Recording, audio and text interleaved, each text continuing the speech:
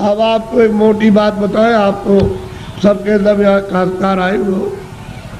एक महात्मा जी जंगल में चले गए, खेत पकने वाले थे, ये गेहूं और ये सब चना और जो पकने वाली थी, तो पेड़ के नीचे बैठ गए।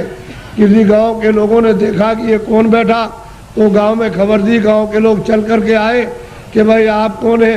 कि भाई हम तो हिसाब करता है। क्या हिसाब करने के लिए आए? कि मुझे किसको चना देना, किसको गेहूं देना, किसको अरहर देना है और किसको कितना मटर देना, ये हम फसल लिखने के लिए आए। फसल लिख लेंगे। तो कह लगे आपका हिसाब कब करोगे? कह लगे जब काट कूट करके ले आओगे और जब तुम मार मूड़ करके गेहूं चना मटर अरहर निकालोगे तो मैं हिसाब करने के लिए आ जाऊंगा। मुझे जिसको जितना देना है उतना ही। तो उन्होंने लिख लिया। तो लोग पूछ रहे हैं कि हमको कितना देना है, 40 मन, 80 मन, 100 मन, 60 मन। सबने लिख लिया, अपना लिख करके लेके चले गए।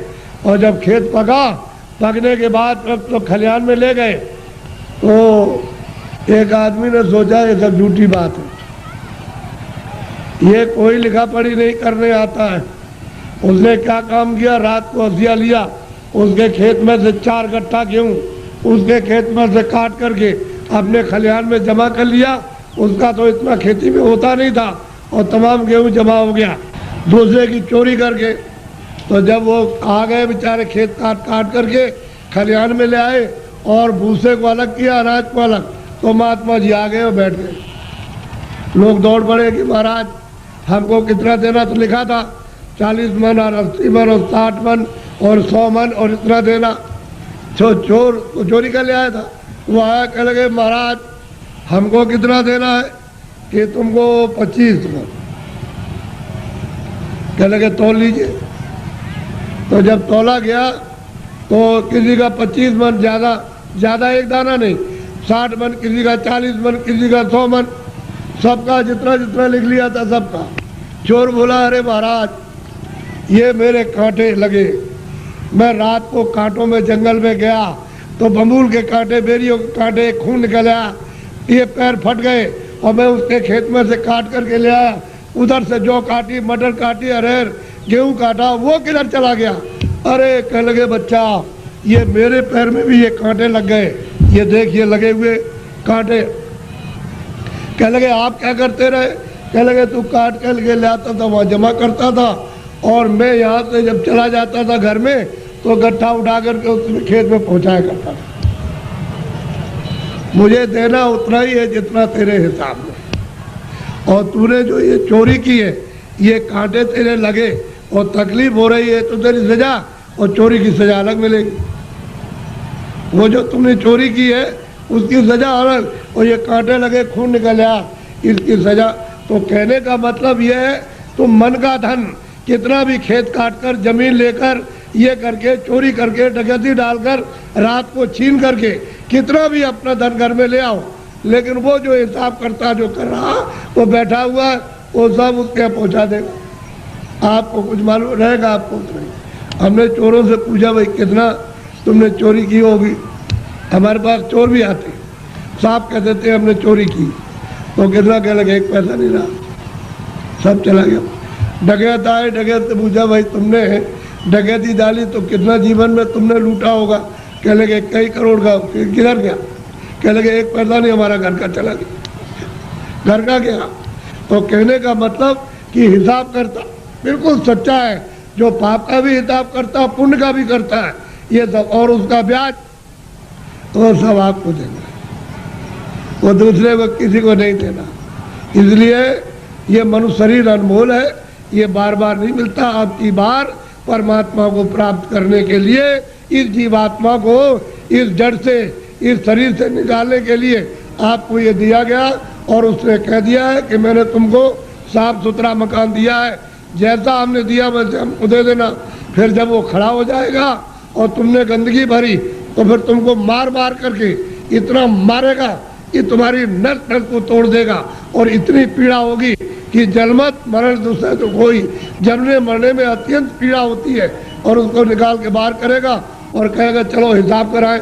हिसाब करेगा तो तुम्हारा बताएगा देखो इतनी चोरी की, इतने जानवर मारे तुमने, इतना धोखा दिया, इतने बेईमानी की, तुमने कोई भी पुण्य नहीं किया अपने जीवन में, और चलो इनको ले जाओ उस नरक में डालो, वहाँ जा करके उस योनि में बंद करो। तो बताओ आप क्या करोगे? बोलो आप करोगे क्या? उससे बच जाओगे? इसलिए जिन जिन देवताओं की आप पूजा करते हो उनसे ये प्रार्थना करो कि हमको ये सद्बुद्धि दो कि हम मतलब ये है कि कोई धोखा, किसी को बेईमानी ना करे, धोखा न दे और अच्छे काम करें। सद्बुद्धि रहेगी तो अच्छा काम करो, आप मेहनत का काम करो, बच्चों की सेवा, आएगा एक सत्कार, और फिर उसके बाद भजन करो कि भजन करने की हमको सद्बुद्धि दीजिए कि कोई महात्मा मिल जाए या आप ही मुझको रास्ता बता दीजिए तो मैं भजन करने लगूं। तो महात्मा कोई ना कोई मिल जाएंगे, वो रास्ता बता देंगे मनुष्य मंदिर में। तुम फिर भजन सच्चा करना अपनी जीवात्मा से परमात्मा का, तब देखो दिमाग ज्ञान चक्षु खुल जाएगा। और यही से बैठ करके रोज स्वर्ग जाओ, रोज रोज वैकुंठ जाओ और वहाँ ब्रह्मा से मिलो और विष्णु से मिलो और शिव से मिलो। लेकिन आप बाहर से इन चर आँखों से आपको क्या पता, इधर से गए उधर धोखा देने लगे, उधर किसी का खेत लूटने लगे, किसी को मारपीट करने लगे, तो फिर देवता की पूजा क्या हुई? ये मनुष्य शरीर फिर नहीं मिलेगा आपको, अमोलक दे दिया गया। इसलिए इसको बचाओ। अभी तक जो कुछ भी किया है गुनाह, अब उनको तो छोड़ दो, अच्छे काम करो, अच्छे काम करो, जीवात्मा को जन्म मरण से बचाओ, 84 से नरकों से, नहीं तो ये जाने वाली है। और मनुष्य शरीर ये खाली होने वाला, ये तो किराए का मकान है।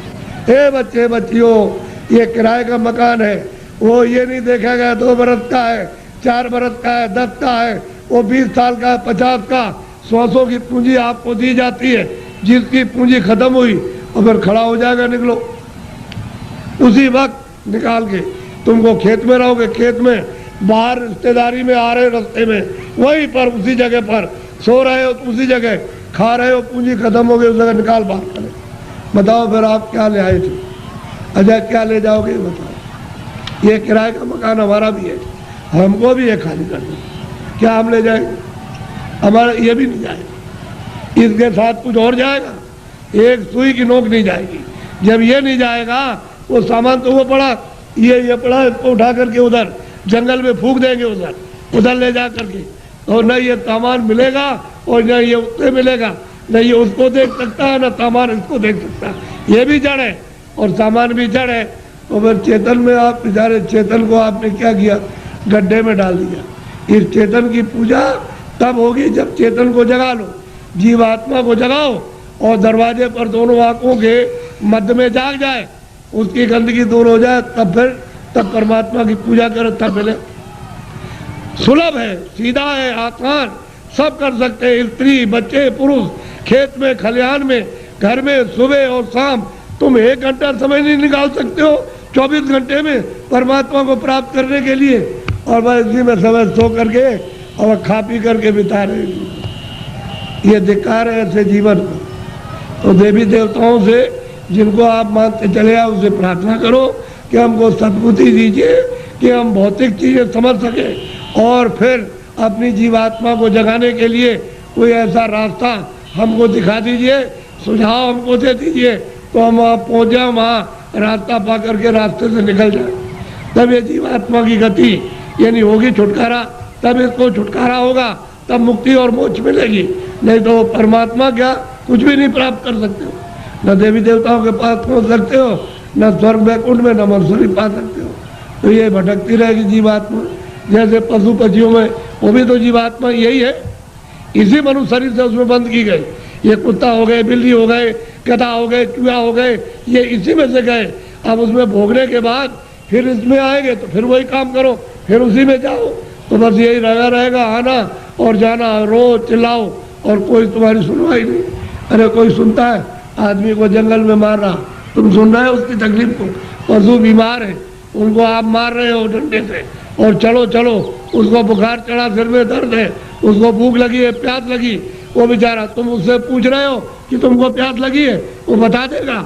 अरे मनुष्य शरीर अमूलक है, ऐसा शरीर फिर मिलेगा नहीं। और कोई ऐसे काम, कोई कर्म नहीं कर रहे हो जिससे मनुष्य शरीर पा जाओ। जो भी कर्म करते हो मनुष्य शरीर से नीचे जाने के, चारों खानों में जाने के और नरकों में जाने के काम कर रहे हो। तब आपको उस समय पर कोई बचाएगा नहीं, न रिश्तेदार, न भाई, न बहन, न पति, न पत्नी, न बच्चे, न बच्चों को माँ बाप, कोई न धन न दौलत, कौन इसको बचाएगा? सब ये अलग अलग पड़े, सब अलग हो जाते हैं। इसलिए आप लोग थोड़ा सा कुछ समझ लो कि मैं किस लिए आया हूँ। यहाँ आपके बाईपास पर मथुरा में सत्संग होता है, तो आप जरा सा वहाँ थोड़ा समय दे करके समझ लो। अगर अच्छी चीज़ मिल जाए तो ले लो, और नहीं अपने घर चले जाओ। अमोलक चीज़ मिले तो ले जाओ, और नहीं तो अपने घर में रहो। जहाँ भी मिल जाओ वहाँ चले जाओ, तुमको सुलभ है। मैं आपको ये सलाह दूंगा कि जहाँ भी उस परमात्मा को प्राप्त करने वाले महात्मा इस मनुष्य रूपी मंदिर में मिल जाए, वही चले जाइए। तो ये खड़ेर हो गया है, ये मंदिर, ये मनुष्य मंदिर खड़ेर है, इसमें सब बुरी बुरी चीज़ें भरी है, और उनके द्वारा ये निकल जाएगा तो साफ सुथरा, बड़ा सुंदर, बड़ा अच्छा लगेगा उस समय पर। और जीव आत्मा जाग जाएगी तो जगमग जगमग जगमग, अंधेरे का नाम नहीं रहेगा, बाहर भी उजाला, अंदर भी उजाला। तब आपकी समझ में आएगा ये संसार क्या है। नहीं भूल भुलैया है, ये छाया, क्षमा करना, ये छाया से लड़के छाया, स्त्री छाया, पति छाया, ये मकान छाया, जमीन छाया, ये पशु छाया, छाया, इसमें से जीवात्मा निकाल दी तो ये पड़ा हुआ क्या करोगे? छाया का रो रहे हो, मेरा बच्चा है, मेरा पति, मेरी पत्नी, मेरा माँ, मेरी बारे। छाया किसके लिए होते? छाया के लिए। उस जीवात्मा के लिए रोए, उसके लिए सोचा कि इसके अंदर कौन है। अरे भाई मन नहीं, बुद्धि नहीं है, चित्त नहीं, शरीर नहीं, हाथ नहीं, पैर नहीं, आँख नहीं। अरे वो जीवात्मा क्या चीज़ है जो इसमें से निकाल के अलग कर दी? शरीर तो ये पड़ा है, आँख भी है, कान भी, बोलता नहीं, सुनता नहीं, देखता नहीं, हाथ नहीं हिलाता, और तुम मतलब ये है कि इसमें माया की छाया में पड़े हो, मेरी मेरी आय, मेरी आय। ऐसे चले जाओगे आया करते, और कुछ मिलने जुलने वाला नहीं है। इसलिए महात्माओं का सत्संग जरूर सुनो। वो ये नहीं कहते पूजा करो आप तीर्थों की, लेकिन उनसे प्रार्थना करो हमको सद्बुद्धि दो, सद विचार दो हमको, और हमको अच्छे कर्म का रास्ता मिले। हम चोरी चमारी इसको बंद कर दे, हम झूठ बोलना, धोखा देना, बेईमानी करना, हमारा काम, हमारा क्रोध, हमारा लोभ, हमारा मोह छूटे। और हमको कोई मिला दीजिए किसी से जो मनुष्य शरीर में आकर रास्ता बता नहीं, आप बता दीजिए। देवता दिखाओ, आप ही बता दो कि ये रास्ता जाने का है भगवान के पास। अगर नहीं बता सकते हो तो फिर किसी महात्मा से मिला दो। हमने इसलिए तुम्हारी पूजा की और तुमको माना कि हमारा आत्म कल्याण हो जाएगा, जन्म मरण से बच जाएंगे, 84 नरकों से बचेंगे। अगर देवता नहीं तो खोज करो महात्मा। मैं किसी को कुछ कहता नहीं, समझ लो अच्छी तरह से सत्य बात। उसको मछली रहती है, कछुआ रहता है उसी में, जीव जंतु उसी जमुना जी में, उसी गंगा जी में रहते हैं। तो आपको ये जानना चाहिए, आप वहाँ जाते हो स्नान करने के लिए तो पाप आपका धुल जाएगा। पाप तो यहाँ जमा है, यहाँ तो पानी नहीं जाता, यहाँ अग्नि नहीं जाती है। तो ये बताओ कि तुम जब यहाँ, वो कैसे धुलेगा? वो गंगा पानी समुद्र का या तालाब का या कुएं का वो धो नहीं सकता, तो यहाँ जमा है इस जगह पर। अब ऐसा गंगा स्नान, वो गंगा, उसमें स्नान करने वाले महात्मा मिल जाए और आपको दिव्य गंगा में, दिव्य जल में स्नान करा दे तो जीवात्मा तब ये निर्मल हो जाए, पवित्र हो जाए, स्वच्छ हो जाए, तो ये जाग जाए, आँख खुल जाए। अब इसमें नहाते हो, फिर चोरी क्यों करते हो? इसलिए करते हो कि जमुना में हम नहा लेंगे तो हमारी फिर चोरी माफ हो जाएगी। चोरी और माफ नहीं होती, वो तो यहाँ जमा, यहाँ पानी नहीं जा सकता। ये तो शरीर के नाके पर, जीवात्मा शरीर में नहीं है। जीवात्मा शरीर के बाहर, ये यहाँ नहीं है, नाक में नहीं, और मुंह में नहीं है, हाथ और पैरों में नहीं, ये दोनों आंखों के ऊपर बैठी हुई है। बस ऊपर में गंदगी उस पर डाल दी, इसलिए रुकी पड़ी हुई है। गंदगी को हटा लो, बाहर निकल जाए, छोड़ दे मकान को, जीते जी छोड़ दो। इसलिए आप लोग थोड़ा सा अपना कभी कभी समय, जब ये सुना करो कि यहाँ बहुत भीड़ लग रही है और बहुत लोग आ रहे हैं, तो जरा सा चले आए और सुन लिया, और देखो आकर के कि मैं कैसी पूजा आपको देवताओं की, और फिर उन देवताओं को देखो कैसे आप देखते हो उनको अपनी आंखों से, तब तुम्हारी समझ में आएगा। ऐसे क्या समझ में आ जाएगा? अंधेरे में रहोगे तो अंधेरे में जन्म हुआ, अंधेरे में पालन पोषण हो रहा, अभी फड़फड़ा के अंधेरे में मर जाओगे। अभी देखते देखते अब तो बूढ़े हो गए, तो अब क्या दिन का साथ है इस शरीर का। अरे किसी दिन भी तुम रात रात में सोते हुए चल पड़ोगे, आप ले जाएगा आपको। अब कहाँ ले जाएगा उसका आपको पता ही नहीं है, इसलिए किसी का साथ करो, किसी जानकार का साथ कर लो। बहुत साथ कर लोगे तो रास्ता बता देगा कि चलो इस रास्ते से चलो, वो बस चल दो रास्ते से, तो आपको मंजिल पर पहुंचना अपने घर में ही। तो घर आपका नहीं, ये तो परदेश है।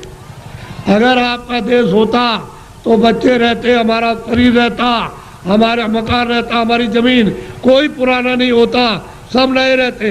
लेकिन आपका मकान है ही नहीं, उसने दे दिया किराए पर थोड़े दिन के लिए, बस समय पूरा हुआ निकाल करके बाहर कर दिया, बस खत्म हो गया। यह आपका कोई सामान परदेश है, तभी तो दूसरे के देश में निकाले जाओगे। अपने देश में पहुँच चलो, वहाँ आराम से रहना, कोई जलमता मरता नहीं है, न वहाँ कोई हिंदू न कोई मुसलमान, न दफ्तर है न खेती है न दुकान, न कोई बीमारी न हाल न बच्चे, वहाँ आनंद ही आनंद है। अपने घर में अपने देश में चलो, ये तो परदेश है।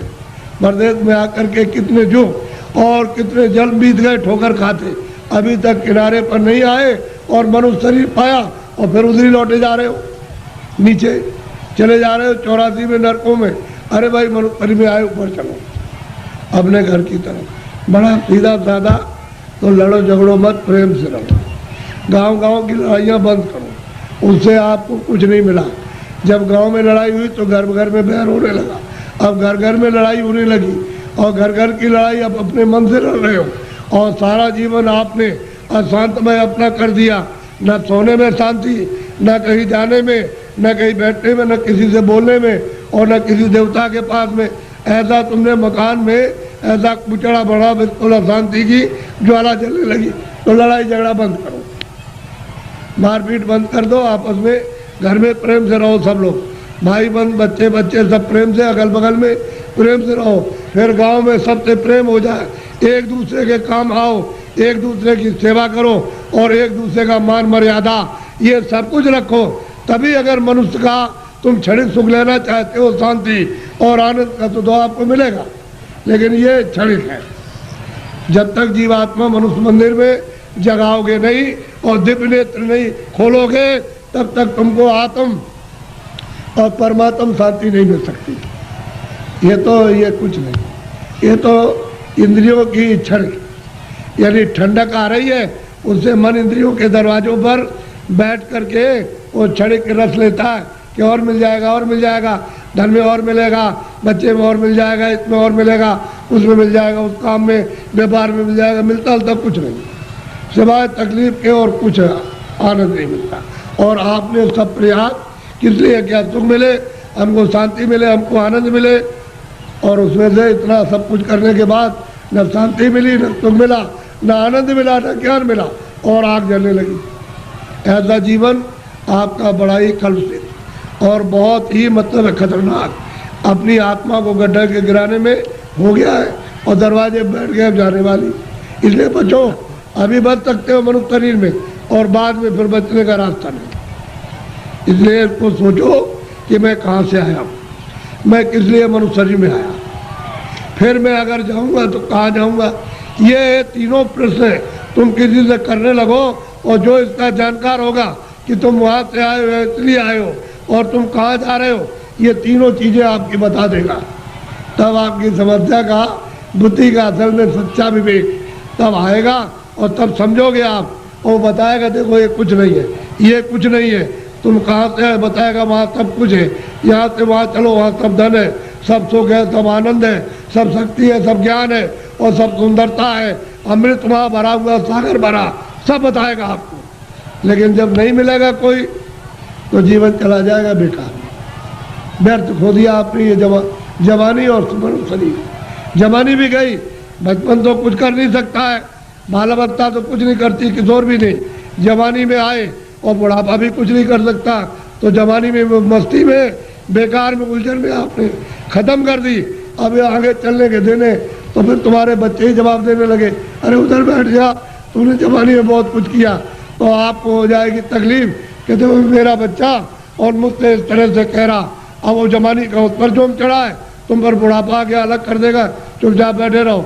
घर में जो बहुएं आएगी तुमको रोटी समय से दी और नहीं दी तो शाम को देगी, कभी शाम को नहीं तो सुबह देगी। अब तुम कुड़ोगे उसमें कि हमने इतना पालन पोषण किया और ये बच्चे हमारी बात और बहुएं नहीं मानती है। एक दुख ये, एक दुख बचपन में कि रोते बिताए आप में, और फिर भी दवा कुछ और मर्ज कुछ है, पीड़ा कुछ हो रही है, वो दवा पेट की, और पेट में दर्द है तो सिर की दवा, और बच्चा रो रहा हाय हाय करता। एक तो आपने वो बिता दिया और एक आपने जवानी, ये आपने उलझन में, और बुढ़ापा आ गया तो रो करके चले जाओ तो कोई काम नहीं आया। न जवानी काम आई, न बाल में, न आप बुढ़ापे में काम आए। तो जीवात्मा का काम तो आपने कुछ नहीं किया, ये इंद्रियों का काम किया। और इंद्रियां क्या है, जीर्ण हो गई, पुरानी हो गई। आँख नहीं काम करती है और कान नहीं काम करते हैं, मुँह नहीं काम करता। अब रो रहे हो, चिल्ला रहे हो, तुम ऐसा मत करो। प्रेम के साथ सब लोग रहो और ये समझो हम किस लिए आए। ये यहाँ काम के लिए नहीं, तुम्हारा काम प्रभु को पाने का, कि हम अपनी जिंदगी में उस रास्ते में चल के प्रभु को पाएं। असली काम तो तुम्हारा ये था, और उसको छोड़ करके आप इस झगड़े में फंस गए। चलो इसको इकट्ठा किया जाए और इससे सब मिल जाएगा। क्या मिला आपको? जिनके पास वो रो रहे, जिनके पास करोड़ों, जिनके पास अरबों, वो रो रहे, चिल्ला रहे और कहते हैं कि हमको दवा हमको दे दी। अरे भाई, उससे तुमको सुख मिलता, आनंद मिलता तो क्यों नहीं ले लिया? अरे वहाँ कुछ नहीं है। अब आप उधर जा रहे हो तो आपको क्या मिलेगा? ना आपको ना उनको, किसी को कुछ नहीं। दिन में काम करते हैं, शाम को बच्चों की सेवा अपना फर्ज अदा करते, और उसके बाद बैठ करके थोड़ा भजन करते मनुष्य मंदिर में, तो ये जीवात्मा सच्चे धन को प्राप्त करती। सच्चा जन मिलेगा नहीं, इसका कल्याण होगा नहीं, जीवन ऐसे ही चला जाएगा।